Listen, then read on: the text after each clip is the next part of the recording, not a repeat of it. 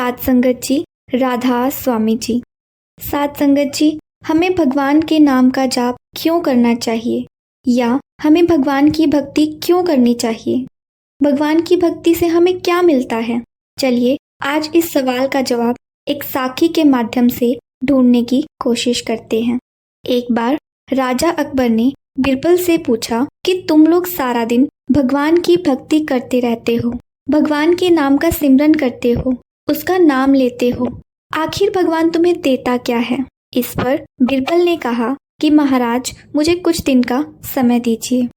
बिरबल एक बूढ़ी भिखारन के पास गया और उससे बोला कि मैं तुम्हें पैसे भी दूंगा और रोज खाना भी खिलाऊंगा, लेकिन तुम्हें मेरा एक काम करना होगा। इस पर उस बूढ़ी भिखारन ने कहा कि ठीक है जनाब। इस पर बिरबल ने उसे कहा कि अगर तुमसे कोई पूछे कि तुम्हें क्या चाहिए तो तुम्हें इसके जवाब में अकबर का नाम लेना है। अगर तुमसे कोई पूछे कि तुम्हें यह सब किसने दिया है तो इस पर भी तुम्हें अकबर का ही नाम लेना है। वह बूढ़ी भिखारन अकबर को बिल्कुल नहीं जानती थी कि वह कौन है और वो क्या काम करते हैं, लेकिन अब वह रोज रोज हर एक बात में अकबर का नाम लेने लगी। जब भी कोई उससे पूछता कि उसको क्या चाहिए तो वो कहती अकबर। अगर उससे कोई पूछता तुम्हें पैसा और खाना यह सब किसने दिया है तो वो कहती अकबर, यानी कि मेरे मालिक ने दिया है। धीरे धीरे ये सब बातें अकबर के कान तक भी पहुंच गई।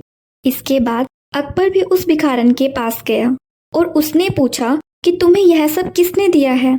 तो उसने जवाब दिया, मेरे शहंशाह अकबर ने मुझे ये सब दिया है।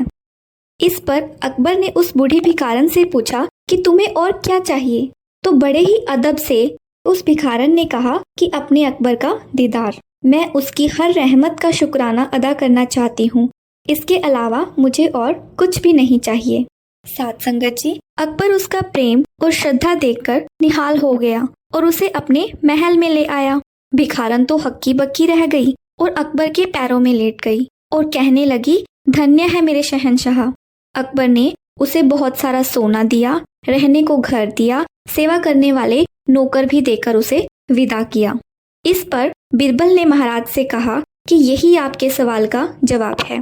जब इस भिखारन ने सिर्फ कुछ दिन आपके नाम का ही सिमरन किया, आपके नाम का जाप किया, तो आपने उसे निहाल कर दिया। इसी तरह जब हम सिर्फ मालिक को याद करते हैं तो वह हमें अपनी दया और मेहर से निहाल और मालामाल कर देते हैं। साध संगत जी, इस कहानी का सार यह है कि हमें जीवन में प्रभु के स्मरण की आदत बनानी चाहिए।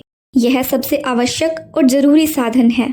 जीवन भर प्रभु का स्मरण हर पल हर लम्हा करना चाहिए। इससे हमारा अंत सुधर जाएगा, हमारी गति सुधर जाएगी।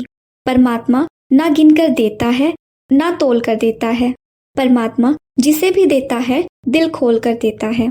साध संगत जी, एक बहुत ही पुरानी कहावत है, टेक ले माथा परमात्मा के चरणों में, नसीब का ताला भी खुल जाएगा। जो नहीं भी मांगा होगा ईश्वर के दर से बिना मांगे ही मिल जाएगा। साध संगत जी, आपको ये साखी कैसी लगी? अगर ये साखी आपको अच्छी लगी तो आप इस वीडियो को लाइक करके चैनल को सब्सक्राइब कर सकते हैं और बेल आइकन को ऑन कर सकते हैं, जिससे आपको नई साखी की नोटिफिकेशन मिल पाए। इसके साथ ही आपसे विदा लेते हैं और मिलते हैं एक नई साखी के साथ। तब तक के लिए राधा स्वामी जी।